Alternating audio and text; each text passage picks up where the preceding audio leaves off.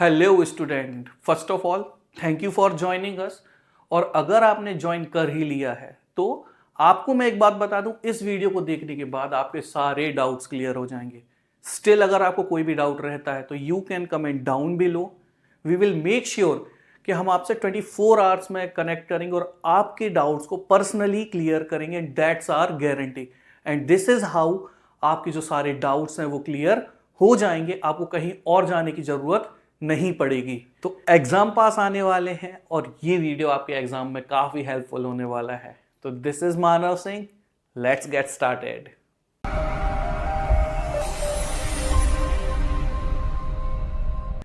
यहां पर हम शुरू करने वाले हैं class 11th political science Indian constitution का chapter 1 constitution why and how. इस चैप्टर की थ्योरी को याद रखने में और समझने में प्रॉब्लम इसलिए होती है क्योंकि कहीं ना कहीं हम इसे रिलेट नहीं कर पाते हैं। अगर हम किसी भी थ्योरी को किसी भी डेली लाइफ इवेंट से अगर रिलेट करते हैं तो बहुत अच्छे से याद रहता है। आप समझ सकते हैं, आप एक फैमिली में रहते हैं, वहाँ पर एक सर्टेन रूल्स एंड रेगुलेशंस होते हैं। अगर आप उन्हें फॉलो करते हैं तो सब कुछ स्मूथली चलता है, और अगर कहीं से वो रूल्स एंड रेगुलेशन वायलेट होते हैं तो कहीं ना कहीं डिस्टर्बेंसेस आप फेस करने लग जाते हैं। नाउ आगे क्या, यहां पर समझना ये है कि घर में जो भी सारे रूल्स एंड रेगुलेशन होते हैं वो रिटर्न नहीं होते हैं। कई केसेस में बच्चे परेशान करते हैं तो रिटर्न भी हो जाते हैं, ऑल दो कॉन्स्टिट्यूशन हमारा लिखा हुआ होता है। तो बेसिक समझेंगे, इंट्रोडक्शन समझेंगे कि कॉन्स्टिट्यूशन आखिर क्या कहता है और इससे क्या होता है। तो कॉन्स्टिट्यूशन जो है ये एक फ्रेमवर्क देता है किसको, गवर्नमेंट को कैसे काम करना है, किन बातों का ध्यान रखना है, ये इन्हें कॉन्स्टिट्यूशन में मिलेगा। यहाँ ये इंश्योर करेंगे कि सारी चीज़ें कोऑर्डिनेटेड हों, जो लोग हैं उनकी राइट्स जो हैं वो प्रोटेक्टेड रहें, जो सोसाइटी है वो अपने गोल अचीव कर सके। अब इंडिया ने अपने फ्रीडम स्ट्रगल में बहुत कुछ सीखा, ये समझ आया कि क्या करना है और क्या नहीं करना है, और ये सारी चीज़ें आपको कॉन्स्टिट्यूशन में देखने के लिए मिलती हैं। तो इंडिया जो है अपने इंडिपेंडेंस से बहुत कुछ सीखता है, इसीलिए इसने पावर जो है उसे बैलेंस करके रखा। हमेशा ये कोशिश की कि जो मिसयूज है कॉन्स्टिट्यूशन का वो ना हो सके, और यहाँ पर लोगों की आइडेंटिटी और एस्पिरेशन दोनों देखने के लिए मिलती हैं। और ये सारी चीज़ें सीखी गई थी बहुत सारे लोगों के द्वारा, हमारे कॉन्स्टिट्यूशन मेकर्स के द्वारा ड्यूरिंग फ्रीडम मूवमेंट्स। वो सारे लोग जिन्होंने कॉन्स्टिट्यूशन लिखा था वो कहीं ना कहीं एंगेज्ड थे फ्रीडम स्ट्रगल में। इस वजह से काफ़ी सारी चीज़ें वो ऐसी रखे जिससे आगे चल के कभी भी कॉन्स्टिट्यूशन का मिसयूज ना हो सके और कभी ऐसी सिचुएशन ना आ सके जिसमें देश समस्या में आ जाए। नाउ एक इंपॉर्टेंट क्वेश्चन ये है कि हमें कॉन्स्टिट्यूशन की ज़रूरत क्यों है। तो हमें कॉन्स्टिट्यूशन की ज़रूरत इसलिए है क्योंकि कॉन्स्टिट्यूशन के होने से हमें कहीं ना कहीं कोऑर्डिनेशन मिलता है सोसाइटी में और अश्योरेंस भी मिलता है। समझते हैं कैसे। देखिए, कॉन्स्टिट्यूशन जो है ये एक फ्रेमवर्क प्रोवाइड करता है बेसिक रूल्स का, जिसकी वजह से जो सोसाइटी है और जो लोग हैं, जो लोगों का ग्रुप है, ये एक साथ कोऑर्डिनेट करते हुए एक साथ रह सकता है और पीसफुल तरीके से रह सकता है। इसके अलावा जो लोग हैं, जो ग्रुप्स हैं, ये फील करते हैं कि दे आर सिक्योर। उन्हें पता होता है कि उनके राइट क्या हैं और उनके ऑब्लिगेशंस क्या हैं, उनके राइट क्या हैं और उनके ऑब्लिगेशंस क्या हैं। मूविंग ऑन, रूल्स जो हैं ये पब्लिकली नोन होने चाहिए। देखिए, जो हमारा कॉन्स्टिट्यूशन है ऐसा तो है नहीं कि छिपा हुआ है, हर एक व्यक्ति इसको पढ़ सकता है। तो इसी वजह से इट इज सेड दैट ये पब्लिकली सबको पता होते हैं, और इसी वजह से लोगों के बीच में कॉन्फिडेंस आता है एंड एडरेंस भी आता है। Now what is adherence? Adherence का मतलब होता है इन सिंपल टर्म फॉलो करना, क्योंकि लोगों को पता होता है तो वो उसे फॉलो करते हैं।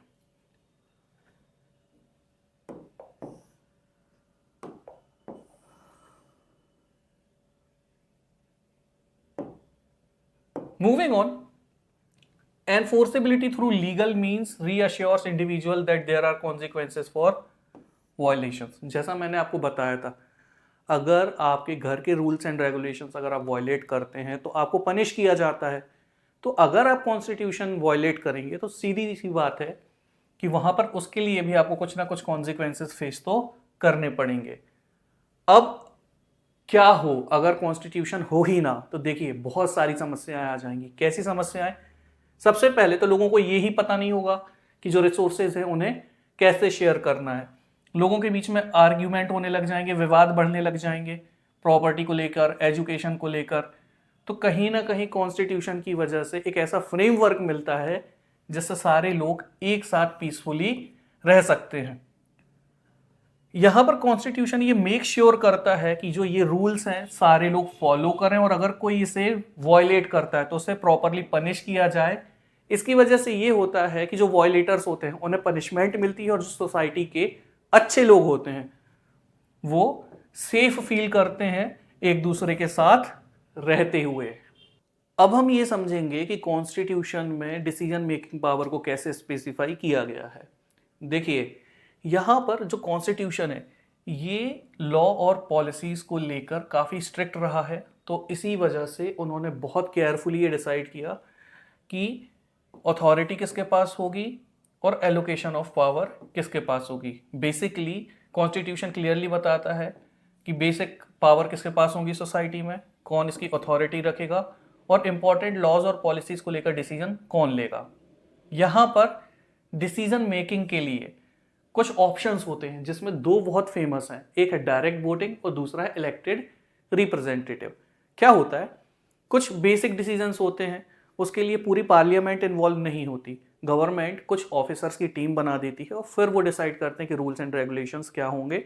अगर सबको वो पसंद आते हैं तो वो रूल्स एंड रेगुलेशन इंप्लीमेंट हो जाते हैं।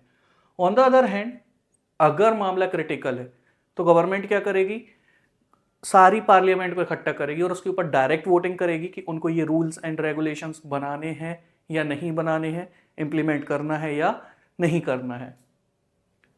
डेमोक्रेटिक कॉन्स्टिट्यूशन में जो पावर है लोगों के पास होती है, इसीलिए हमेशा मोटिवेट किया जाता है कि आप वोट डालें।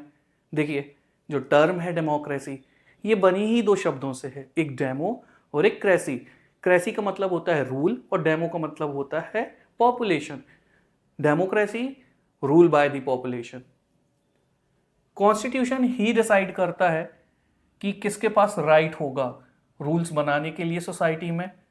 और समझिए सोसाइटी जो है बहुत सारे लोगों से बनी होती है, सबके अपने अलग अलग आइडियाज़ होते हैं, सबके अपने अपने थॉट्स होते हैं, लेकिन सबको एक साथ एक स्टेज पे ले जाना पॉसिबल नहीं हो पाता। इसीलिए इनके बीच में कॉन्फ्लिक्ट ना हो, इसीलिए क्लियरली मेंशन किया गया है कि रूल्स कौन बनाएगा कौन नहीं, ये क्लियरली डिसाइडेड है। एग्जाम्पल के लिए अगर हम देखें तो जो कॉन्स्टिट्यूशन है ये पार्लियामेंट को क्या अथॉरिटी देती है कि भाई आप लॉज बना लो, पॉलिसीज बना लो। साथ ही साथ में जो गवर्नमेंट है उनके लिए एक फाउंडेशन भी प्रोवाइड करती है, इंश्योरिंग दैट कि जो डिसीजन मेकिंग प्रोसेस है ये क्लियर हो और ऑर्गेनाइज हो, जितने भी सारे रूल्स बने, रेगुलेशन बने, वो क्लियरली ट्रांसपेरेंट होके सबके सामने आए। ऐसा ना हो कि कुछ भी ऐसा समझ में ओ छुप के तो नहीं बनाया क्या, तो ऐसा कुछ भी नहीं होता। क्लियरली सारी चीज़ें पब्लिकली अवेलेबल होती हैं। तो हमें अभी एक बात ये समझ आई कि जो सिटीजन्स हैं उनके ऊपर गवर्नमेंट रेस्ट्रिक्शंस लगा के रखती है, उसी तरीके से जो गवर्नमेंट होती है उसे भी लिमिट में रखने के लिए जो कॉन्स्टिट्यूशन एक फ्रेमवर्क प्रोवाइड करता है, ताकि कल को गवर्नमेंट किसी भी तरीके के जो रूल्स हैं उन्हें वायलेट ना कर सके, जो सिटीजन्स हैं उन्हें परेशान ना कर सके। ये बेसिक राइट प्रोवाइड करते हैं जिससे गवर्नमेंट वायलेट नहीं कर सकती। एग्जाम्पल के लिए अनफेयर अरेस्ट, अगर किसी व्यक्ति की कोई गलती नहीं है तो उसे अरेस्ट नहीं किया जा सकता। ऐसा करने से जो सरकार है वो अथॉरिटेरियन नहीं होती। अगर सोचिए कल को गवर्नमेंट को पूरी फ्रीडम मिल जाए कि वो क्या कर सकती है, वो किसी को भी अरेस्ट कर सकती है, तो फिर तो ऐसे में वो अपने ऑपोजिशन में किसी को भी सामने आने ही नहीं देगी। सरकार अपने हिसाब से सारी चीज़ें करेगी। एग्जाम्पल है चाइना का। चाइना में आपने कभी सुना कि कुछ भी हो रहा है, क्यों? क्योंकि वहाँ व्यक्ति ने कुछ भी किया, व्यक्ति रातों रात हो जाता है गायब, फिर पता नहीं चलता, वो प्रेजेंट से पास्ट हो जाते हैं। सो जो कॉन्स्टिट्यूशन है ये कहीं ना कहीं गवर्नमेंट को भी अपनी लिमिट्स में रखता है।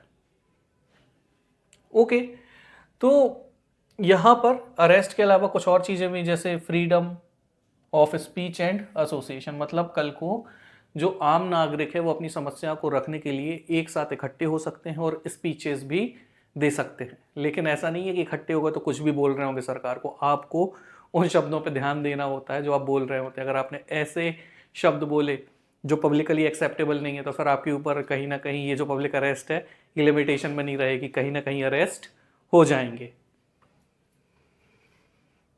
यहाँ पर ये जो फंडामेंटल राइट है, क्या इन्हें सस्पेंड किया जा सकता है? तो आंसर इज यस। एक सिचुएशन ऐसी है और वो है नेशनल इमरजेंसीज। यहाँ पर ये फंडामेंटल राइट जो है ये सस्पेंड कर दिए जाते हैं। क्यों?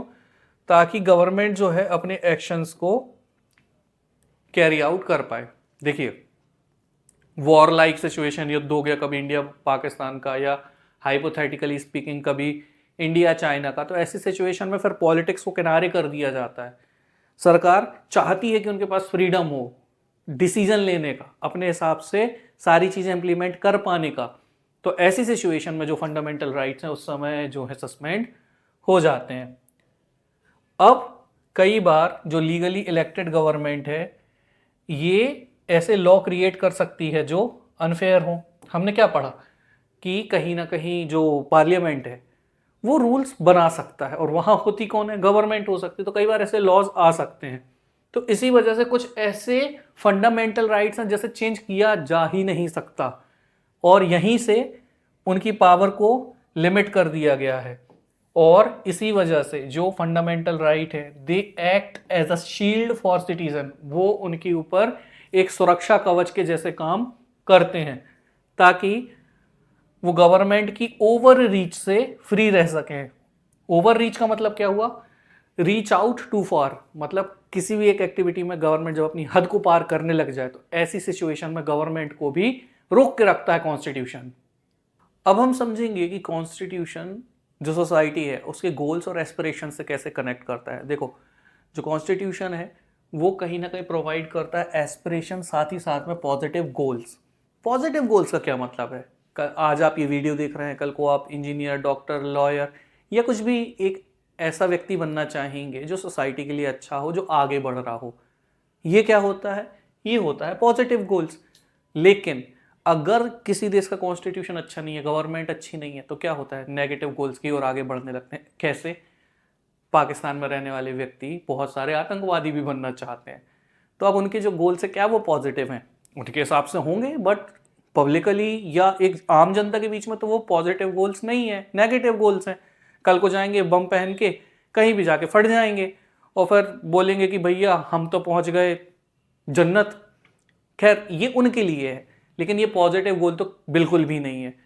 तो अगर कॉन्स्टिट्यूशन अच्छे से चल रहा है तो पॉजिटिव गोल्स भी मिलते हैं और एस्पिरेशंस भी मिलती हैं किनको? सिटीजन्स को। मूविंग ऑन, अब समझिए आप, जो कॉन्स्टिट्यूशन है ये गवर्नमेंट को क्या पावर देता है? ऐसी पावर देता है कि अगर सोसाइटी में किसी भी तरीके की इनइक्वालिटीज फैली हुई है जो कि डीप रूटेड है, भेदभाव। अब आप क्या देखेंगे? आपको कहीं ना कहीं डिस्क्रिमिनेशन देखने मिलेगा on the basis of caste, gender में आपको मिलेगा मेल फीमेल। ये जो इनइक्वालिटीज हैं ये खराब है सोसाइटी के लिए। तो गवर्नमेंट वेलफेयर मेजर्स लेके इनको ठीक करने की कोशिश करती है। कैसे? उनको एजुकेशन देके, उनके मटेरियल वेल बीइंग पर काम करके, मतलब उन्हें रोजगार देके, उन्हें घर देके, उनकी बेसिक नेसेसिटीज को पूरा करके। अब ये जो सारा वेलफेयर है आखिर इसको कॉन्स्टिट्यूशन में कहां से सपोर्ट मिलता है? तो इसको तीन जगह से मिलेगा। एक है प्रेम्बल, इसके बाद है फंडामेंटल राइट, फिर है direct principle of state policies. इन तीन जगह से इसको सपोर्ट प्रॉपरली मिलता है। एग्जाम्पल के लिए जो इंडियन कॉन्स्टिट्यूशन है ये अलाउ करता है गवर्नमेंट को कि वो एलिमिनेट करेगा कास्ट डिस्क्रिमिनेशन को, और साथ ही साथ में सोशल इक्विटी को प्रमोट करेगा। जहां भी आप ये इक्विटी टर्म समझेंगे, सुनेंगे, समझिए इसका मतलब इक्वालिटी ही होता है, बट टेक्निकलिटीज के हिसाब से जब हम सोसाइटी की बात करते हैं तो वहां इक्वालिटी की जगह इक्विटी यूज किया जाता है। मॉडर्न कॉन्स्टिट्यूशन जैसे कि भारत का है, ये ऐसी कंडीशंस को क्रिएट करने की कोशिश करता है जहां पर सोसाइटी कैसी हो? जस्ट हो, मतलब सही हो, इक्विटेबल हो, मतलब इक्वालिटी पर बेस्ड हो, और यहां पर सोसाइटी के एस्पिरेशन, मतलब सोसाइटी क्या चाहती है वो भी नजर आएगा। यहां पर कॉन्स्टिट्यूशन में बहुत सारे पॉजिटिव वेलफेयर मेजर्स नजर आते हैं जो कि गवर्नमेंट को पावर देंगे कि भाई ये जो पॉजिटिव वेलफेयर मेजर्स हैं इन्हें आप इम्प्लीमेंट करो। अगर गवर्नमेंट चाह भी ले, कॉन्स्टिट्यूशन रोक दे, फिर क्या करेगा? कुछ नहीं हो सकता। तो कहीं ना कहीं कॉन्स्टिट्यूशन ये पावर देता है गवर्नमेंट को कि भाई आप ऐसे एक्शन ले लो जिससे सोसाइटी में काफी ज्यादा वेलफेयर आ सके। अब आता है या नहीं आता, इट्स अ डिफरेंट थिंग। अभी हम समझेंगे कि कैसे फंडामेंटल आइडेंटिटी रिलेटेड है कॉन्स्टिट्यूशन से। देखिए, किसी भी व्यक्ति को अगर पॉलिटिकल आइडेंटिटी चाहिए होगी तो कुछ ऐसे फंडामेंटल्स हैं जो उन्हें पूरे करने होंगे, कुछ ऐसे नॉर्म्स हैं, कुछ ऐसे प्रिंसिपल हैं जो उन्हें पूरे करने होंगे, तभी उन्हें पॉलिटिकल आइडेंटिटी मिलेगी। एग्जाम्पल से समझते हैं। कल को अगर आपको वोट डालना है तो 18 साल से ज़्यादा आपकी उम्र होनी चाहिए। एमएलए का अगर इलेक्शन लड़ना है तो 25 साल से ज़्यादा उम्र होनी चाहिए। तो ये क्या है? ये कुछ फंडामेंटल हैं, नॉर्म्स हैं, प्रिंसिपल्स हैं जो पूरे होने चाहिए, तभी व्यक्ति को क्या मिलेगी? पॉलिटिकल आइडेंटिटी मिलेगी। पॉलिटिकल आइडेंटिटी में और सिटीजनशिप में फर्क होता है। एक छोटा सा बच्चा भी सिटीजन है लेकिन उसके पास पॉलिटिकल आइडेंटिटी नहीं है, बट वही व्यक्ति जब 18 प्लस हो जाता है तो क्या होता है? उसे एक पॉलिटिकल आइडेंटिटी मिल जाती है। अब यहां पर आप ये समझो कि जो गवर्नमेंट है कहीं ना कहीं हिस्टोरिकल ट्रेडिशंस को भी इंक्लूड करती है ताकि लोगों के बेसिक राइट्स प्रोटेक्टेड रहें। हिस्टोरिकल ट्रेडिशंस का क्या मतलब है? आप कॉन्स्टिट्यूशन देखेंगे, उसके ऊपर आपको अशोक चिन्ह मिल जाएगा ना। व्हाट इज अशोक चिन्ह? वो जो 3 शेर बने हुए होते हैं, एक्चुअल में 4 होते हैं, पीछे भी एक होता है, बट वो ऐसे 2D इमेज में समझ नहीं आता। कहीं ना कहीं हिस्टोरिकल ट्रेडिशंस भी आपको देखने मिल जाएंगी। अलग अलग डाइवर्स ग्रुप जो हमारे नेशन में मौजूद हैं उनकी आइडेंटिटी देखने मिल जाएगी। नाउ एक बात बहुत ज़्यादा समझने वाली है कि जो कॉन्स्टिट्यूशन है अलग अलग देशों में, अलग अलग गवर्नमेंट में उनके अलग अलग प्रोसीजर हो सकते हैं, लेकिन वहाँ एक बात बहुत ज़्यादा कॉमन देखने मिलती है और वो क्या है? Democratic governance. गवर्नमेंट जो है वो अपने आप को ऑपरेट करती है डेमोक्रेटिकली। एग्जाम्पल के लिए इंडियन कॉन्स्टिट्यूशन में आप देखोगे तो किसी भी तरीके की प्रायोरिटी नहीं दी गई। किसको? एथनिसिटी को। Now what is ethnicity? Basically origin की बात की जा रही है कि जो व्यक्ति है उसके ओरिजिन्स कहाँ पर है। इसे कंपेयर करेंगे जर्मनी से। देखिए, जर्मनी में क्या होता है कि वहाँ के जो लोग हैं अगर उनकी एथनिसिटी जर्मन है, मतलब ओरिजिनली अगर वो जर्मन्स हैं, तो गवर्नमेंट उन्हें कुछ प्रिविलेजेस, कुछ फायदे देती है। ऑन द अदर हैंड जो दूसरी एथनिसिटी के लोग हैं उन्हें वो बेनिफिट्स नहीं मिल पाते। बट इंडिया में ऐसा नहीं है। अगर आप मुस्लिम हैं या क्रिश्चियन हैं तो इससे कोई फर्क नहीं पड़ता, आपको इक्वालिटी में ही सारी चीजें मिलेंगी। आपका ओरिजिन क्या है, आपकी एथनिसिटी क्या है, it does not matter at all. Indian constitution से अग्री करके यहां पर लोगों को पॉलिटिकल आइडेंटिटी मिलती है, तब जाके उन्हें अपने एस्पिरेशन, गोल और फ्रीडम समझ आते हैं। इन सिंपल वर्ड, एक व्यक्ति अगर पॉलिटिकल आइडेंटिटी गेन करता है और अगर वो कॉन्स्टिट्यूशन के साथ अग्री करता है तो उसके एस्पिरेशन, गोल और फ्रीडम को कौन गाइड करेगा? इंडियन कॉन्स्टिट्यूशन गाइड करेगा। अब दुनिया में आपने देखा होगा कि बहुत तरीके की गवर्नमेंट होती हैं और ये जो गवर्नमेंट होती हैं इन गवर्नमेंट में क्या है? अलग अलग रीजन, उनकी सेंट्रल गवर्नमेंट, उनके पास एक कॉन्स्टिट्यूशन होता है जिससे उनकी नेशनल आइडेंटिटी तय होती है। एग्जाम्पल के लिए जो इजराइल है या दूसरे देश हैं वो अपनी जो नागरिकता है वो देते हैं किनको? अपने सिटीजन्स को, और उन्हीं के कॉन्स्टिट्यूशन के हिसाब से वो उस जगह के नागरिक बन पाते हैं। अब आप इस बात को समझिए कि किसी भी व्यक्ति को जो उनकी पॉलिटिकल आइडेंटिटी मिलती है उसको शेप करने में ना वहाँ की सेंट्रल गवर्नमेंट का बहुत बड़ा हाथ होता है। एग्जाम्पल से समझते हैं। अमेरिकन एयरपोर्ट या दुनिया के बहुत सारे एयरपोर्ट में जब भी एक इंडियन पहुँचता है और एक पाकिस्तानी पहुँचता है तो उनको सेम ट्रीटमेंट नहीं मिलता। क्यों? Because of their political identities, और वो उनको कहाँ से मिली हैं? सेंट्रल गवर्नमेंट से मिली हैं। So moving on to the next topic, that is authority of a constitution. जो कॉन्स्टिट्यूशन है इसको इसकी अथॉरिटी हाईएस्ट लीगल अथॉरिटी से मिलती है, जहां पर गवर्नमेंट अपने फ्रेमवर्क को डिजाइन करते हुए अपने पावर को एक्सरसाइज करेगी और व्यक्ति जो है, जो आम जनता है, उनके राइट और लिबर्टीज को प्रोटेक्ट करेगी। लेकिन सवाल ये उठता है कॉन्स्टिट्यूशन की, कॉन्स्टिट्यूशन है क्या, कितना इफेक्टिव है ये, और क्या कॉन्स्टिट्यूशन सही है। ज़्यादातर देशों में जो कॉन्स्टिट्यूशन होता है ये एक डॉक्यूमेंट होता है जिसमें बहुत सारे आर्टिकल मेंशन होते हैं जो कि आउटलाइन करते हैं कि देश कैसे ऑर्गेनाइज किया गया है और वहाँ पर कौन से ऐसे रूल होंगे जिन्हें फॉलो किया जाएगा।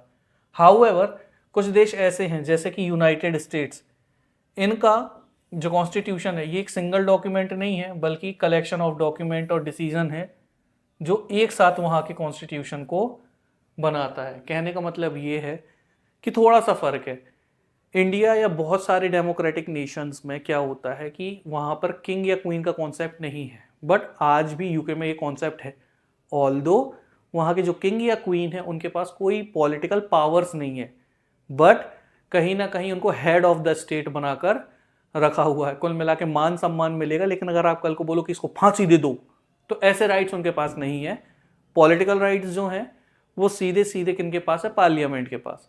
भारत जैसे देशों में कॉन्स्टिट्यूशन को सिंगल डॉक्यूमेंट को बनाकर सिंगल बुक में रख के कॉन्स्टिट्यूशन बना दिया गया है, बट वहाँ ऐसा नहीं है। उनके वहाँ पर कलेक्शन ऑफ डॉक्यूमेंट्स तो है लेकिन साथ में कलेक्शन ऑफ डिसीजंस भी इंक्लूडेड है। तो कॉन्स्टिट्यूशन बनाया कैसे जाता है हम समझेंगे नेक्स्ट टॉपिक, मोड ऑफ प्रोमulgation से। ना मोड ऑफ प्रोमulgation का मतलब ही यही होता है कि कॉन्स्टिट्यूशन कैसे एग्जिस्टेंस में आया और उसे किसने क्राफ्ट किया है। पहली बात, अगर हम कॉन्स्टिट्यूशन को देखें तो ऐसे कॉन्स्टिट्यूशन जो लोगों की सहमति से, लोगों के कॉन्सेंसस से नहीं आए, तो ऐसे कॉन्स्टिट्यूशन फेल कर जाते हैं। अब ऐसे कॉन्स्टिट्यूशन कहाँ के होते हैं, ऐसी जगह के जहाँ पर मिलिट्री लीडर्स अक्सर आके रूल करते हैं और अपना एक कॉन्स्टिट्यूशन बना देते हैं, तो लोगों को उससे प्रॉब्लम होती है और वो उसे चेंज कर देते हैं। एग्जाम्पल के लिए पाकिस्तान में ऐसा हो चुका है, कई बार मिलिट्री लीडर्स आए, उन्होंने अपना कॉन्स्टिट्यूशन चेंज किया और लोगों को वो पसंद नहीं आया, इसीलिए बार बार वो जो कॉन्स्टिट्यूशन है वो चेंज होता रहता है और ऐसे कोई रिस्पेक्ट भी नहीं होती ऐसे कॉन्स्टिट्यूशन की। लेकिन अगर हम बात करें, हाँ, इसके अलावा अनपॉपुलर लीडर, मतलब कोई ऐसा लीडर जो मिलिट्री से रिलेटेड नहीं है बट कहीं ना कहीं कुछ समय के लिए पावर आ जाने की वजह से ऐसा कर देता है, तो वो भी कॉन्स्टिट्यूशन बना लेता है, लेकिन कुछ ज़्यादा दिन तक वो नहीं चलता। लेकिन सक्सेसफुल कॉन्स्टिट्यूशन जैसे कि भारत का है, साउथ अफ्रीका का है या यूनाइटेड स्टेट्स का है, इन्हें बनाया गया बहुत बड़े पॉपुलर नेशनल मूवमेंट की वजह से। बहुत सारे मूवमेंट वहाँ देखने मिले, तब जाके वो कॉन्स्टिट्यूशन बनाया गया। ऐसा नहीं है कि कोई भी मिलिट्री लीडर आया, जो मन किया कर देंगे, 6 साल के लिए पावर बढ़ा ली, 10 साल के लिए पावर बढ़ा ली, ऐसा कुछ नहीं होता है इनमें। इंडिया का जो कॉन्स्टिट्यूशन है इसे बनाने में बहुत सारा समय लगा। ये दिसंबर 1946 से लेकर नवंबर 1949 तक का समय ले लेता है। इसे बनाने में लगते हैं 2 साल 11 महीने और 18 दिन। इतना सारा समय अगर लिया था कॉन्स्टिट्यूशन ने तो डेफिनेटली वो तो ऐसा ही बनेगा जो भारत में, भारत के लोगों के हिसाब से चलेगा या उनके हिसाब से बना होगा।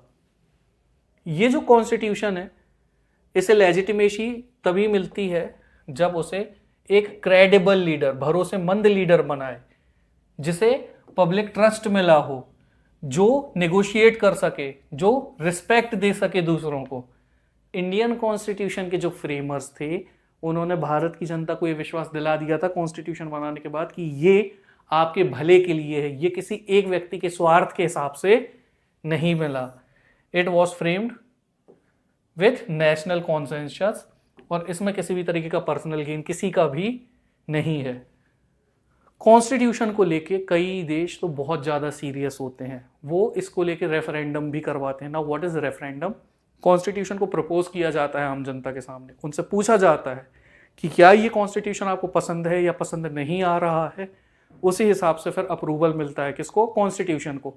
ऑल्दो इंडिया का कॉन्स्टिट्यूशन उनमें से एक नहीं है, लेकिन फिर भी उसे ऐसे डिज़ाइन किया गया कि उसे किसी ने अपोज नहीं किया और इसमें बहुत बड़े पॉपुलर लीडर्स भी शामिल थे जिनके ऊपर जनता का पूरा विश्वास था।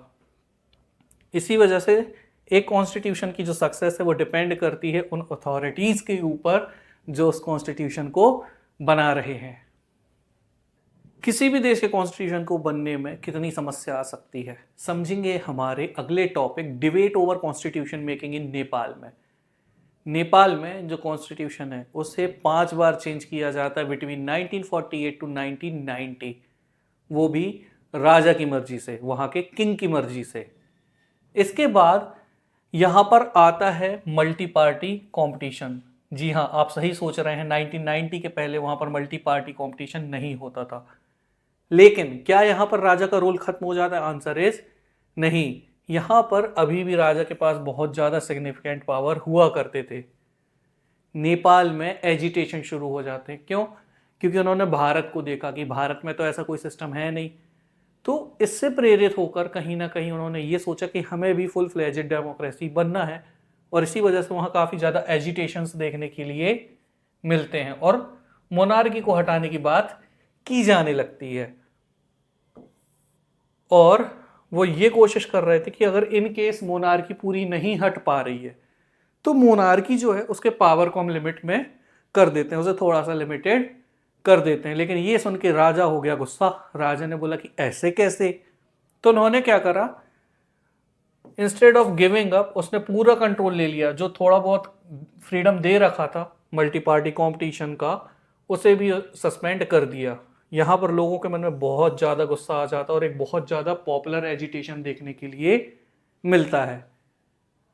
गवर्नमेंट एट लास्ट एक्सेप्ट करती है पॉलिटिकल पार्टीज को और उसे इंस्टॉल कर देती है, और इसके बाद जो राजा है उससे उनके सारे पावर छीन लिए जाते हैं।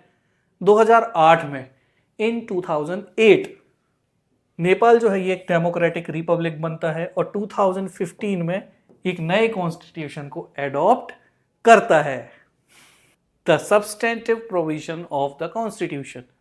यहाँ पर हम ये समझेंगे कि जो कॉन्स्टिट्यूशन है वो लोगों को कितना पसंद आता है, कैसे पसंद आता है, और अगर वो उसे पसंद करते हैं तो उसके रिजल्ट क्या होते हैं।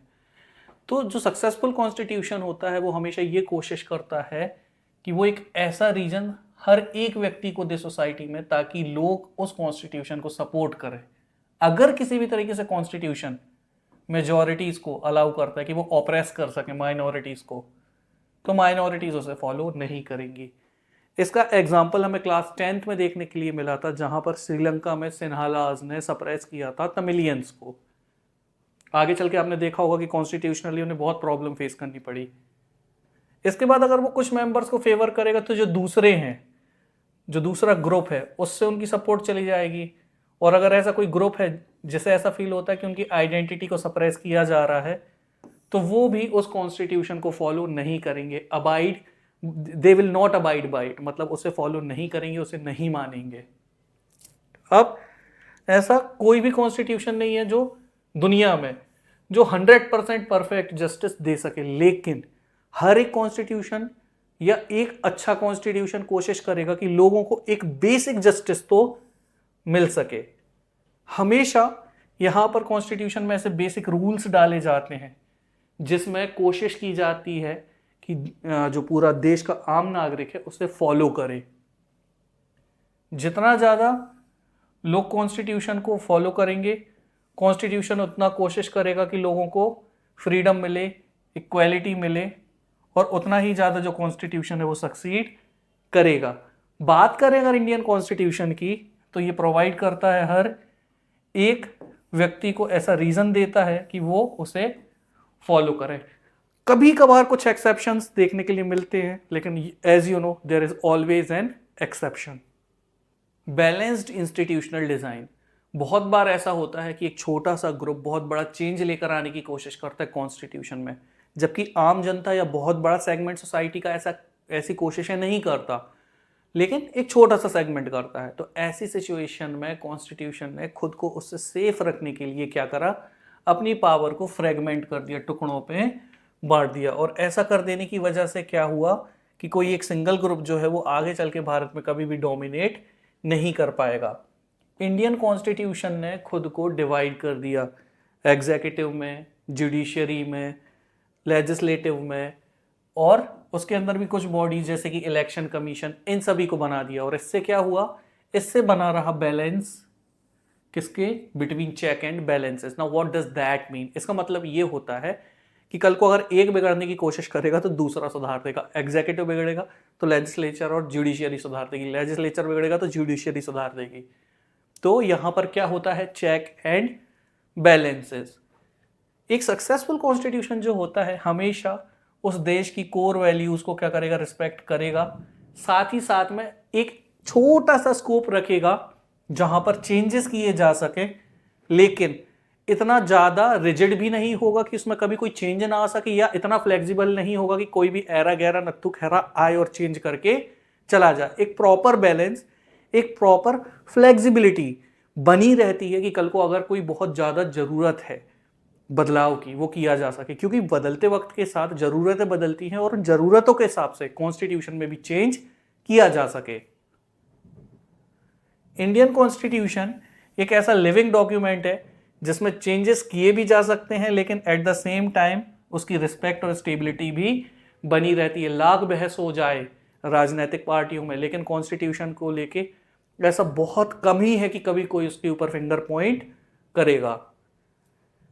कॉन्स्टिट्यूशन की अथॉरिटी को एवेल्युएट करने के लिए ये जरूरी है कि उसके फ्रेमर्स की क्रेडिबिलिटी को समझा जाए। सिंपल भाषा में समझाता हूं, अगर आप कल को कोई भी प्रोडक्ट खरीदते हैं तो उसका ब्रांड देखते हैं तब भरोसा करते हैं।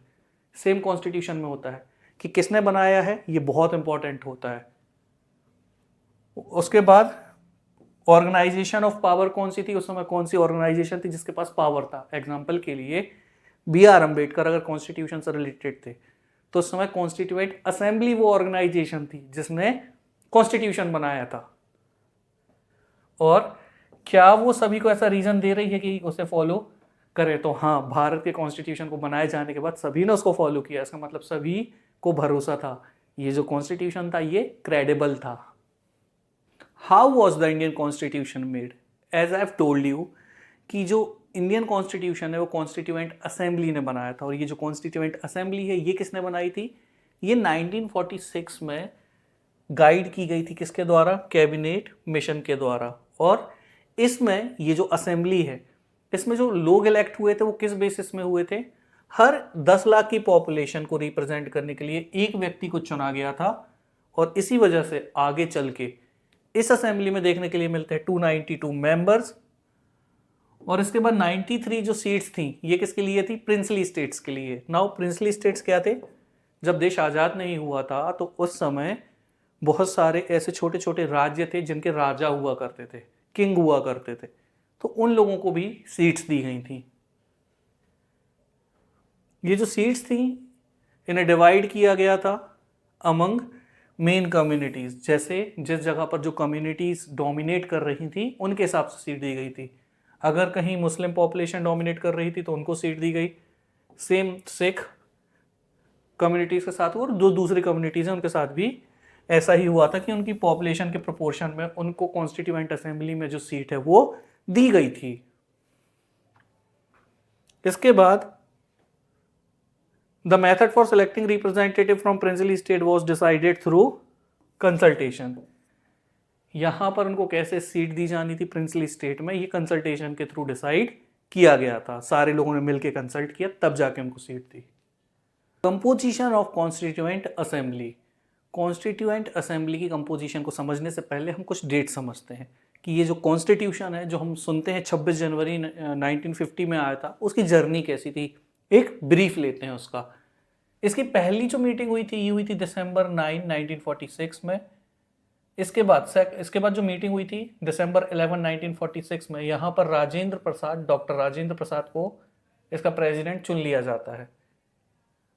BR अम्बेडकर जिनके बारे में हम सुनते रहते हैं, इनको कब अपॉइंट किया गया ड्राफ्टिंग कमेटी के चेयरमैन के तौर पे? तो ये हुआ था अगस्त 29, 1947 को। इसके बाद 4 नवंबर 1947 में जो ड्राफ्ट है वो सबमिट कर दिया जाता है। 26 नवंबर, याद रखना ये वाला फैक्ट बहुत सारे बच्चों को पता नहीं होता।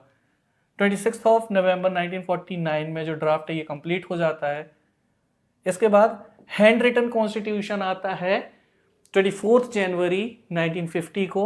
और इसके बाद वो डेट जिसे हम रिपब्लिक डे मनाते हैं 26 जनवरी 1950 को, जो कॉन्स्टिट्यूशन है इसे लीगली एनफोर्स कर दिया जाता है। तो इसी वजह से इसे बनने में कितना समय लगा? 2 साल 11 महीने 18 दिन, और इसमें कितने अमेंडमेंट हुए? मोर देन 2000 अमेंडमेंट इसमें किए गए थे।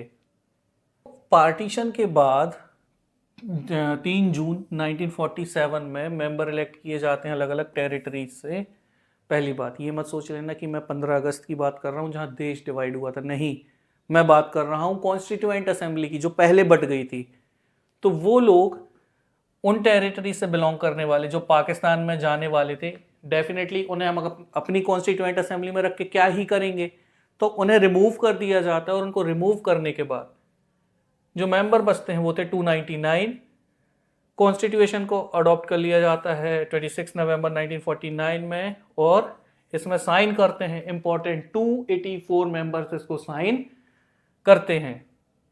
फिर 26 जनवरी 1950 को इसको ऑफिशियली क्या करते हैं, इंप्लीमेंट कर देते हैं। अब आप समझ सकते कॉन्स्टिट्यूशन जो है ये कब क्रिएट किया गया था, जब बहुत सारा वायलेंस हो रहा था पार्टीशन का। फिर भी इसके जो फ्रेमर्स थे इन्होंने उस प्रेशर को मैनेज किया और इस केओस से सीखते हुए कॉन्स्टिट्यूशन को फ्रेम कर दिया। यहाँ पर एक ऐसा नया आइडिया देखने मिला सिटीजनशिप का, जहाँ पर माइनॉरिटीज़ को प्रोटेक्ट किया जा रहा था। यहाँ पर किसी भी तरीके की माइनॉरिटीज़ पर अत्याचार नहीं किए जा रहे थे, अनलाइक अदर कंट्रीज़। जैसे आप आज बांग्लादेश और पाकिस्तान में देख सकते हैं कि हिंदुओं के साथ क्या होता है, बट भारत में ऐसा कुछ भी नहीं हो रहा था। यहाँ पर रिलीजियस आइडेंटिटी पर किसी भी तरीके का इफेक्ट नहीं डाला गया। ऑल दो जो कॉन्स्टिट्यूएंट असेंबली है इसे यूनिवर्सल सफरेज के थ्रू नहीं इलेक्ट किया गया था। कहने का मतलब ये है कि जो कॉन्स्टिट्यूएंट असेंबली है वो ऐसे इलेक्ट नहीं हुआ था कि सारे लोगों ने वोटिंग की देन इट वाज सिलेक्टेड, ऐसा नहीं हुआ था। यहाँ पर जो लोग हैं उस समय जो फेमस होते थे, अपने एरिया को रिप्रेजेंट करते थे, उन्हें चुना गया था। और ये जो मेंबर थे ये सारे रिलीजन से थे। इवन 28 मेंबर ऐसे थे जो शेड्यूल्ड कास्ट कैटेगरी से भी आया करते थे।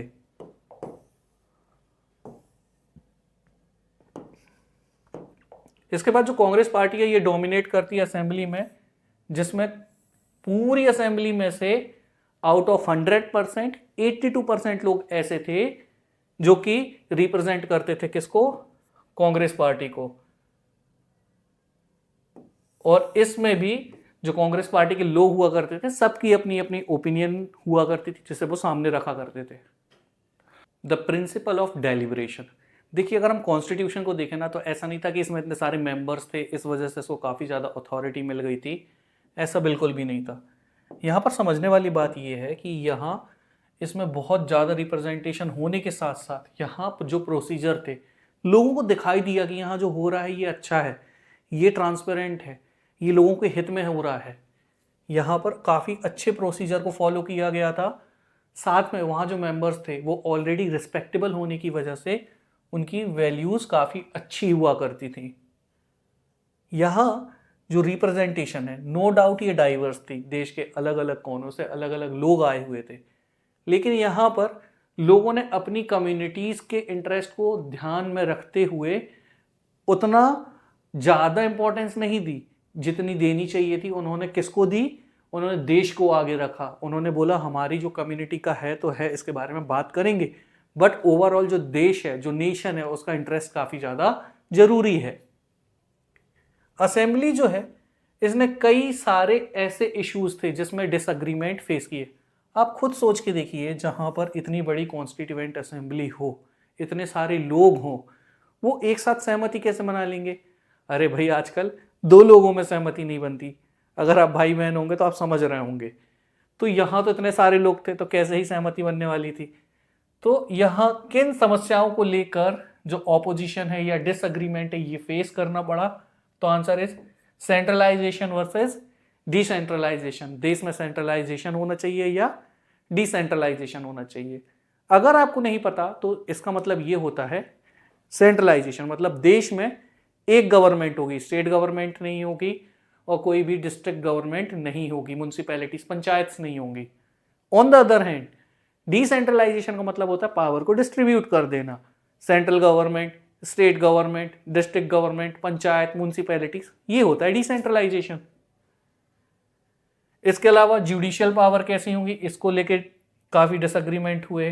प्रॉपर्टी राइट को लेके डिसएग्रीमेंट हुए, लेकिन सिर्फ डिसएग्रीमेंट हुए, बाद में सारे लोगों ने मिलकर सहमति बनाई और कॉन्स्टिट्यूशन को फ्रेम किया।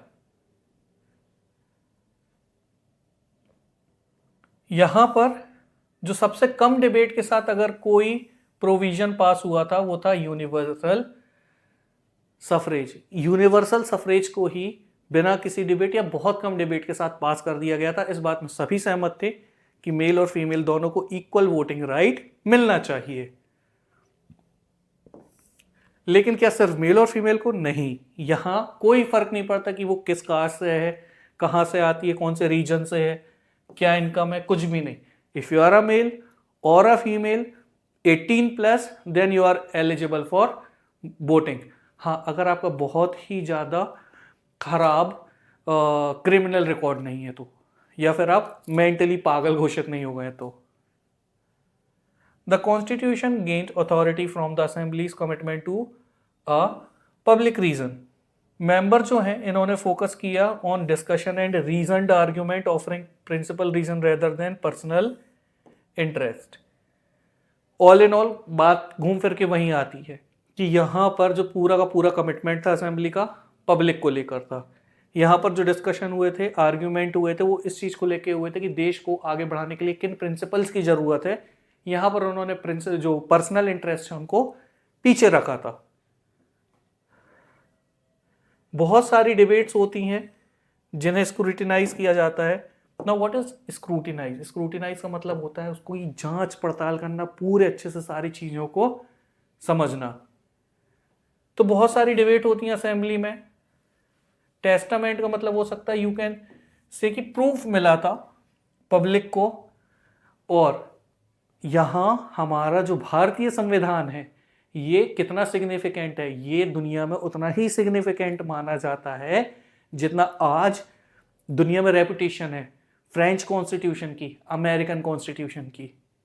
और नो डाउट हम दुनिया की लार्जेस्ट डेमोक्रेसी तो हैं ही। अबाउट प्रोसीजर्स, अगर हम बात करें असेंबली में, अगर हम देखें कॉन्स्टिट्यूएंट असेंबली में, तो हमें एक बात क्लियरली ये समझ में आती है कि वहाँ पर पब्लिक को काफ़ी ज़्यादा इंपॉर्टेंस दी गई थी। इतने सारे लोग थे तो डिफरेंसेस होना उनके बीच में इट्स क्वाइट ऑब्वियस।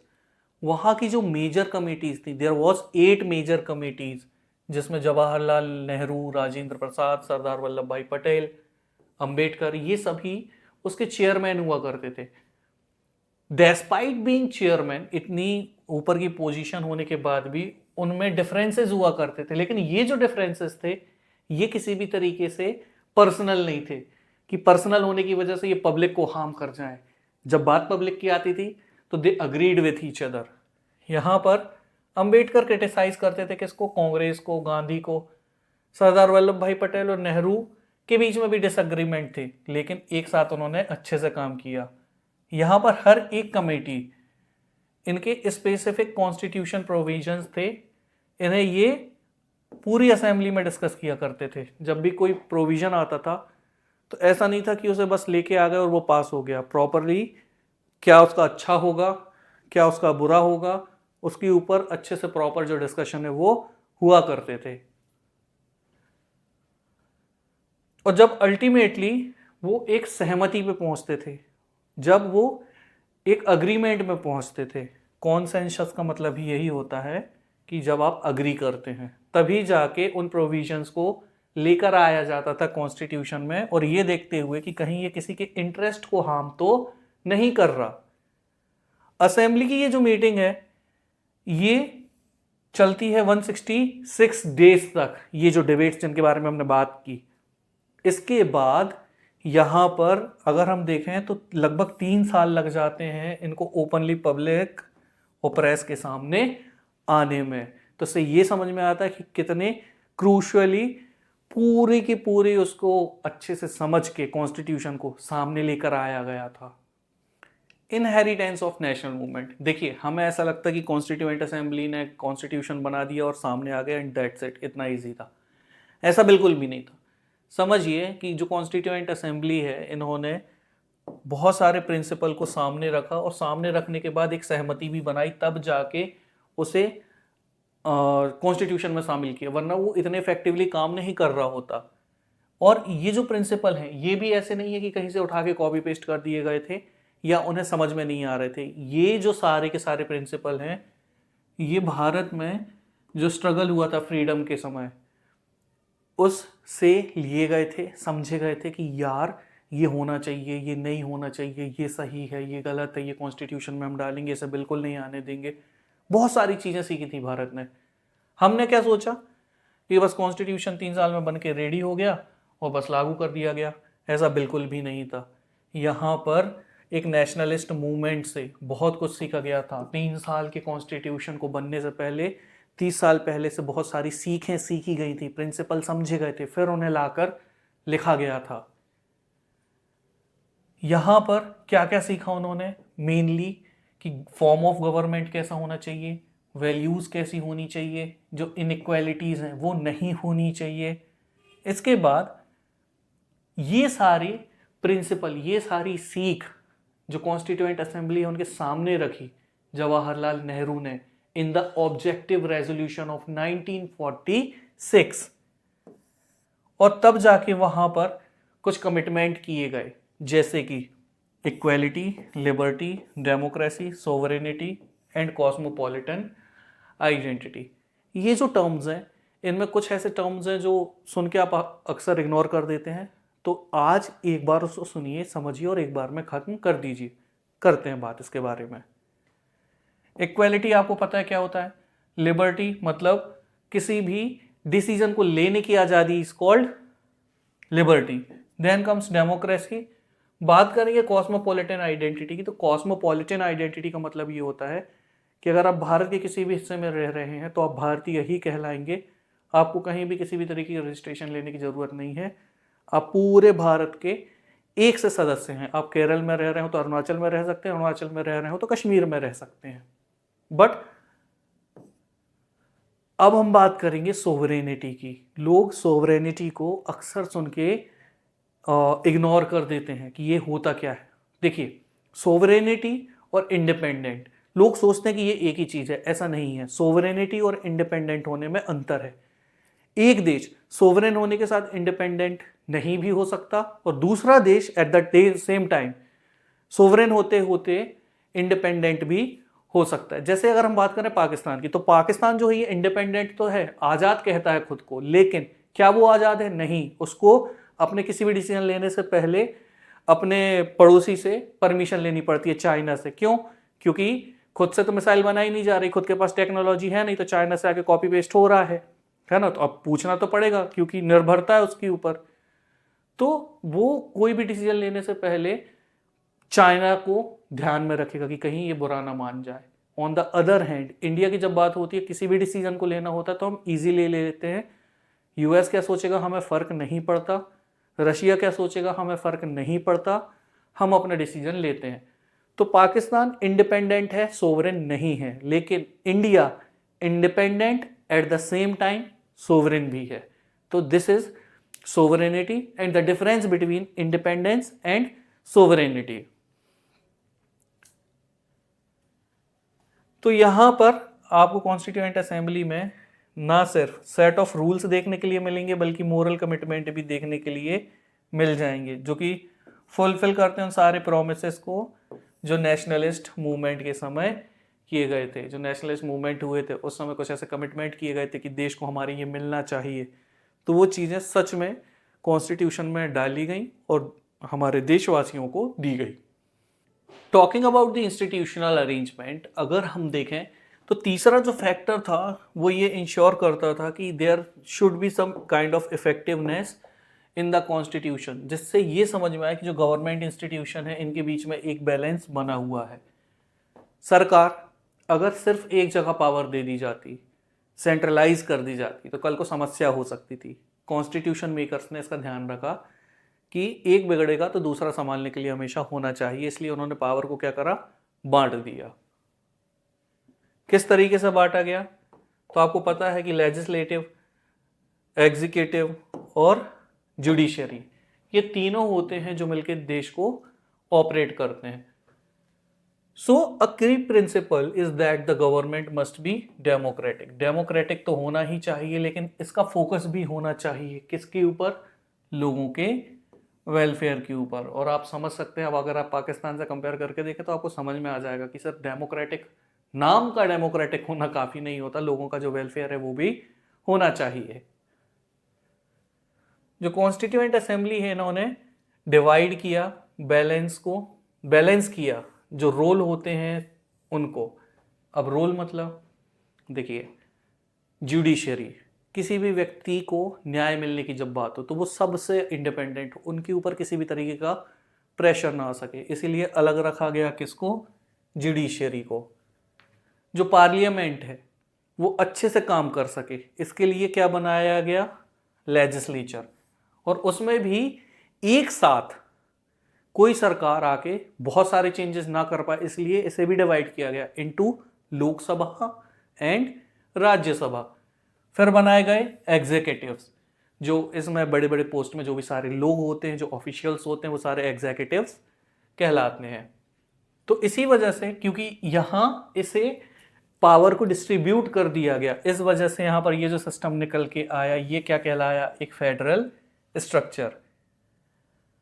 अब इसमें एक और पावर डिस्ट्रीब्यूशन देखने मिलता है, जैसे आपने ये वाला पावर डिस्ट्रीब्यूशन तो देख लिया है ना, आपने क्लास 10th में पढ़ा भी होगा कि there is 2 type of power division, एक हॉरिजॉन्टल और एक vertical.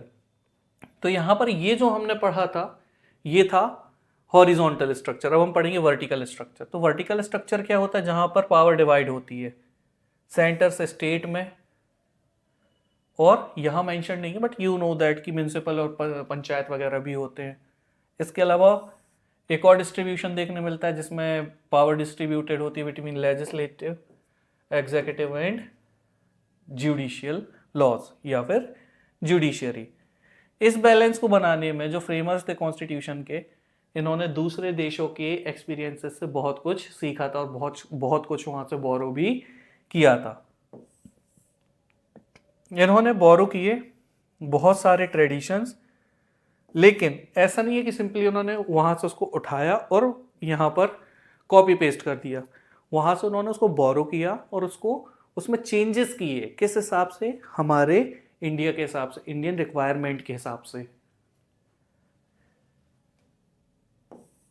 Rather than simply imitating, the assembly thoughtfully integrated the best practices around the world, ensuring that the provision was relevant to India's unique context। देखिए, हमने बहुत कुछ सीखा था हमारे रेवोल्यूशन से, हमारे यहाँ पर जो स्ट्रगल हुआ था फ्रीडम का उससे, लेकिन एट द सेम टाइम ये ज़रूरी था कि हम जब कुछ कर रहे हैं तो बहुत अच्छा करें। तो जो हमारे कॉन्स्टिट्यूशन मेकर्स थे वो दुनिया में ट्रैवल करते हैं और अलग अलग कंट्रीज से जो उनके कॉन्स्टिट्यूशन के बेस्ट पार्ट होते हैं उन्हें लेकर आते हैं, और उन पार्ट्स को लेकर आने के बाद इंडियन रिक्वायरमेंट के हिसाब से उसमें चेंजेस करके इंडियन कॉन्स्टिट्यूशन में डालते हैं।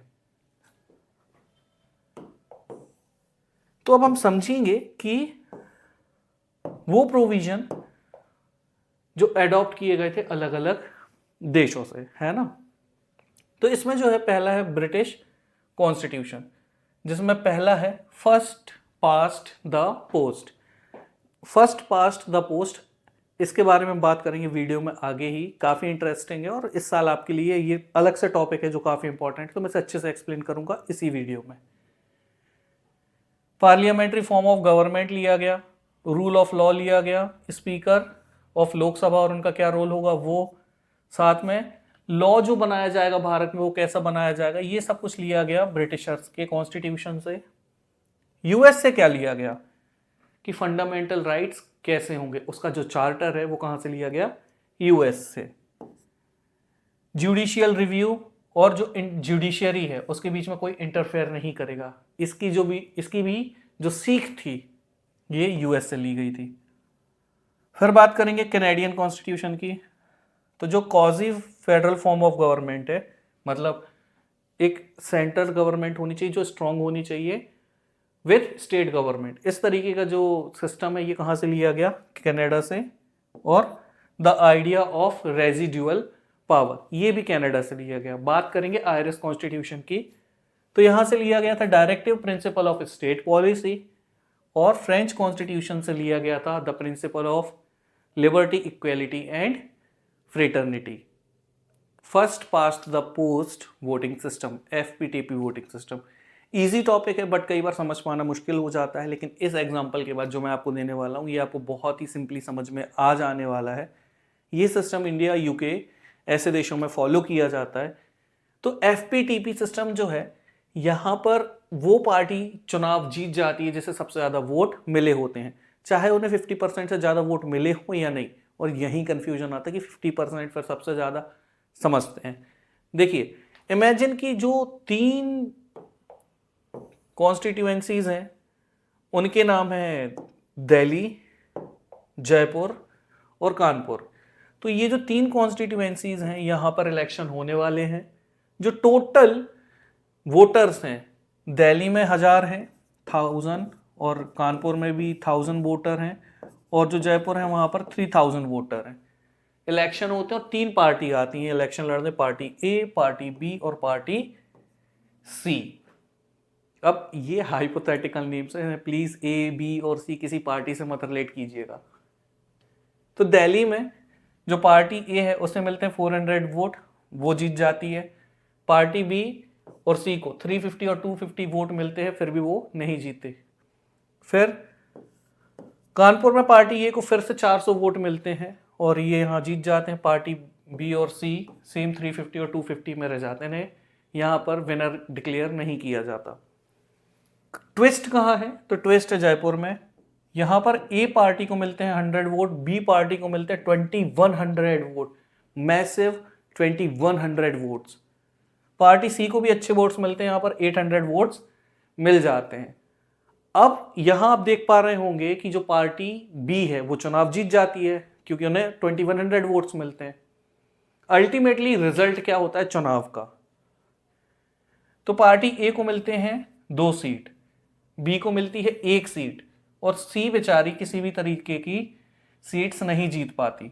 लेकिन ट्विस्ट कहाँ है? आप देखोगे कि टोटल वोटर कितने थे? 5000। ए पार्टी को कितने वोट मिले? 900, फिर भी उन्हें 2 सीट मिली। 5000 में से 2800, दैट इज 56% वोटर्स ने वोट किया पार्टी बी को, लेकिन फिर भी सीट कितनी मिली? 1।